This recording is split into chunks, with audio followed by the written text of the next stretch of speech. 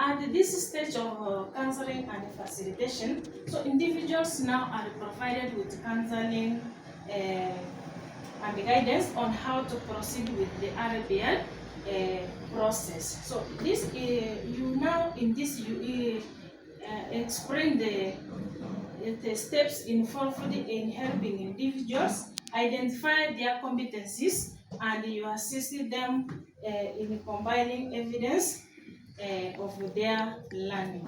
So you facilitators can help candidates prepare by providing necessary resources. They can also provide you support them to ensure they can meet the assessment criteria.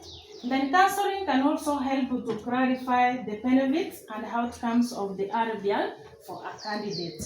The next component we are going to look at is assessment and facilitation.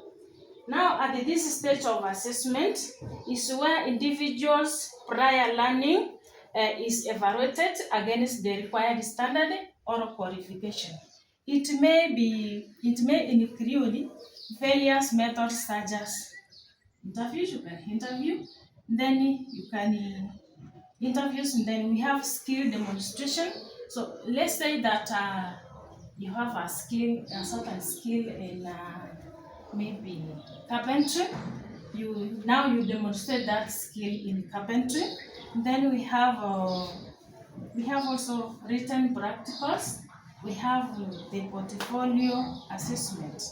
Then the assessment determines whether the individual's knowledge and skill meet the criteria set for the specific qualification and certification. Then we have certification now. Once the assessment is complete, the individual's competence are recognized. They may receive a formal certificate, qualification, or accreditation. So this certification encourages their prior learning and can contribute to further education or employment. Then another thing that we are going to talk about is principles of RBL. Under principles of RBL, we are going to talk about the 4 principles. We have flexibility, we have reliability, validity, and fairness. So who can tell me what fairness means? Fairness? Yes? Maybe it should be not biased.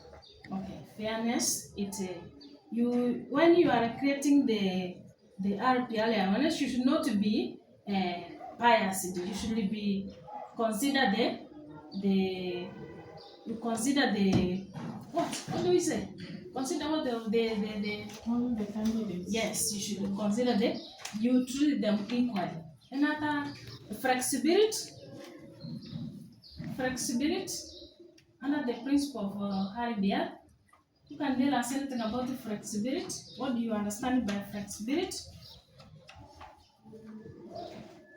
Okay, RBL should be adaptable to different learning contexts, ensuring that it can recognize learning acquired in a variety of settings, so including what we call work, volunteering, or self-study, or other life experiences. We also have what we call validity. You can tell us what validity means?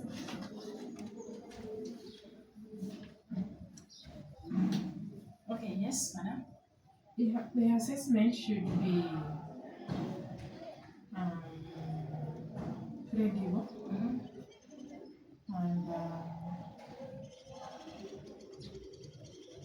means they assess the particular skill that is being assessed. Okay, under validity, so the process of validity must be accurate, assess what it meant to measure, ensuring that the individual's prior learning aligns with the qualification or competencies being recognized. Then lastly, we are going to talk about the policies of RBL. We are going to talk about the policies of RBL.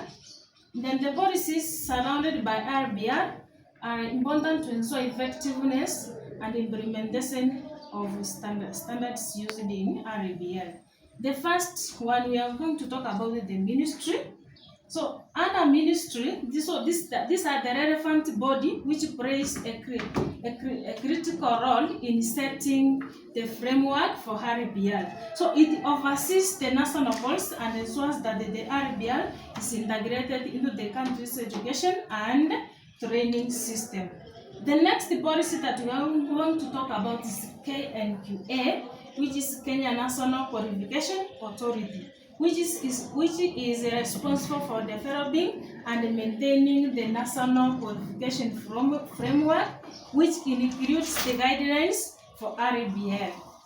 Then the next policy that we are going to talk about is the National Advisory Committee, which may be established to provide guidance, advice, and oversight on the implementation of RBL process.